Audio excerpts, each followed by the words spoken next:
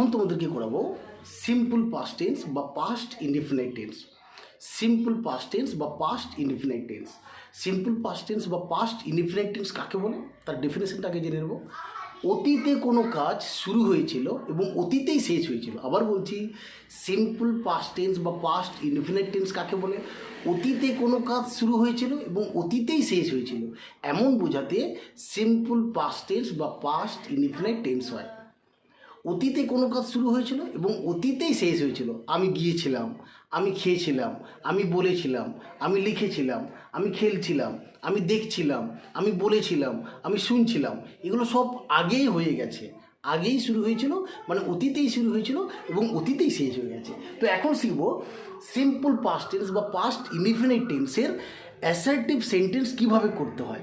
Assertive sentence কীভাবে করতে হয়, অ্যাসার্টিভ সেন্টেন্স কীভাবে করতে হয় সেটা কিন্তু আমরা এখন শিখে নেব।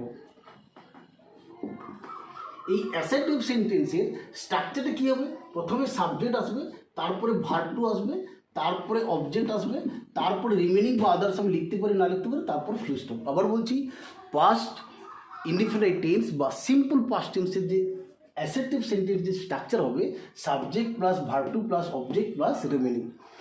তাহলে আমি একটা এক্সাম্পল দিয়ে বোঝাচ্ছি। ধরো আমি সাবজেক্ট লিখলাম আই, আমি ধরো একটা ভার্ব টু লিখলাম ওয়েন্ট, আই ওয়েন্ট, তারপর লিখলাম to school, I went to school, আমি স্কুলে গেছিলাম। আমি এখানে কিন্তু অবজেক্টটা লিখলাম না, এখানে এই টু স্কুলটা আমি এটা রিমেনিং লিখলাম, আমি এখানে অবজেক্টটা লিখলাম না, আই ওয়েন্ট টু স্কুল। ধরো আমি আরেকটু লিখলাম, I went to school yesterday, yesterday, আমি গতকাল স্কুলে গেছিলাম, ইয়েস্টারডে, আমি গতকাল স্কুলে গেছিলাম। এটা একটা হলো। আরেকটা বলছি, এবার আমি একটা অবজেক্ট দিয়ে করছি। অবজেক্ট দিয়ে আমি লিখলাম ধরো হি, হি লিখলাম হি, হির পরে লিখলাম wrote, WROTE wrote, he wrote a note, NOTE note, এখানে অবজেক্ট লিখলাম, he wrote a note yesterday, সে গতকাল একটা নোট লিখেছিল। He wrote a note yesterday, সে গতকাল একটা নোট লিখেছিল। ধরো আমি আরেকটা লিখছি দে, দে লিখলাম, দের পরে ভার্ব টু, এই লিভের ভার্ব টু হলো লিভড, লিভ ভার্ব ওয়ান, তার যদি ভার্ব টু করি lived, they lived in this house, in this house, they lived in this house, এখানে আমি অবজেক্ট করলাম না, এটা remaining, they lived in this house, তারা এই বাড়িতে থাকতো বা বসবাস করতো বা তারা বসবাস করেছিল।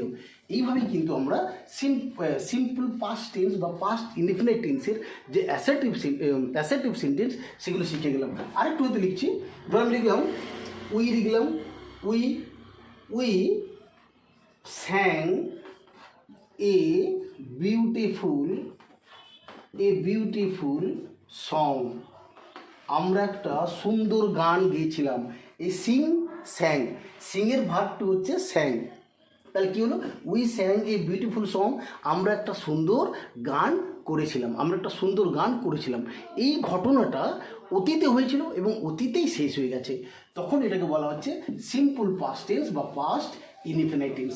এইভাবে কিন্তু আজকে আমরা সিম্পল পাস্ট টেন্স বা পাস্ট ইনডিফিনাইট টেন্সের অ্যাসার্টিভ সেন্টেন্স কীভাবে করতে হয় সেটা আমরা কিন্তু শিখে গেলাম।